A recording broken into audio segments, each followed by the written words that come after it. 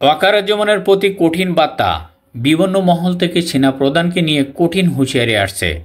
ভিন্ন ভিন্ন জায়গা থেকে বলা হচ্ছে ওয়াকারুজ্জামানকে আইনের আওতায় আনতে হবে, অবশ্যই তারপরে অপরাধের তদন্ত করতে হবে। বিশেষ করে এই যে জুলাইয়ের গণঅভ্যুত্থানে চলাকালীন সময় কার নির্দেশে করা হয়েছিল? সেনাবাহিনীর গণহত্যা চালিয়েছিল সেনা প্রধানের অর্ডারে। সেনাবাহিনীর গুলিতে অনেকেই নিহত হয়েছিল, সেনাপ্রধানের নির্দেশে হয়েছিল। এমনকি হেলিকপ্টার থেকে গুলি করে শিশু হত্যা, এগুলো সেনাবাহিনীতে জড়িত। এটা তদন্ত অলরেডি কিন্তু চলছে। এর প্রেক্ষাপটে অ্যাডভোকেট তাজুল ইসলাম আপনারা চেনেন, এই যে কিছু দুর্বৃত্তকারী গুম খুম জড়িত সেনাবাহিনী অফিসারদের বিচারের আওতার বিষয়টা জানানো হচ্ছে। সুতরাং ডেভেলপমেন্ট হয়েছে। এটার অন্যতম অবদান এই যে গ্রেপ্তার করা হচ্ছে অ্যাডভোকেট তাজুল ইসলামের সাহসিকতার কারণে। উপদেষ্টা ইউনূস স্যারের অবদান আছে। তিনি এ বিষয়ে বেশ কয়েকবার বারবার বলেছেন যে ওয়াকারের সাথে বা ইউনূসের প্রপোজ করার চেষ্টা করেছিল, কিন্তু আইসিটিতে অভিযুক্ত সেনা কর্মকর্তাদের বিচার হবে মিলিটারি ট্রাইব্যুনালে। সুতরাং ইউনূস অনার ছিলেন এবং তাজুল ইসলাম অনার ছিলেন। বিশেষ করে উপদেষ্টা ডক্টর মোহাম্মদ ইউনূস স্যার যতই অনার থাকুক না কেন, তাজুল ইসলাম যদি সাহসিকতা না দেখাতে পারত তাহলে কিন্তু বিষয়টা কেউ দেখতে পেত না। তিনি যদিও প্রকটভাবে সামনে আগাতে না পারত তাহলে এই বিচার বিভাগ আমাদের আর কোনোদিন দেখা হতো না। এই যে তাজুল ইসলামের সাহসিকতার কারণে আমরা সেটা দেখতে পারছি। অন্যদিকে তাজুল ইসলামকে ধমক দিয়েছিল, হুমকি দিয়েছিলেন সেনাপ্রধান, কিন্তু সব কিছুকে অপেক্ষা করে তোয়াক্কা না করে তাজুল ইসলাম এই বিচার করেছেন, চার্জশিট দাখিল করেছেন মামলার। এবং তাজুল ইসলাম স্পষ্ট করে বলেছেন এটা কঠিন বার্তা। 15 জন সেনা কর্মকর্তাদের বিচার ক্ষমতার ট্রাইব্যুনালে আছে, আইনের ক্ষমতায় আছে।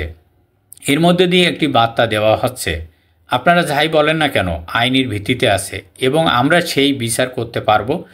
জনগণ এই বিচার চায়, এই বিচারে কেউ বাধা সৃষ্টি করতে পারবে না। সুতরাং কোর্টের কাছে আবেদন করতে হবে এবং অফিসারদের এই যে 22 তারিখের আগে সিভিলিয়ন প্রশাসনের হাতে এই 15 জনকে তাদেরকে হেফাজতের মাধ্যমে হস্তান্তর করতে হবে।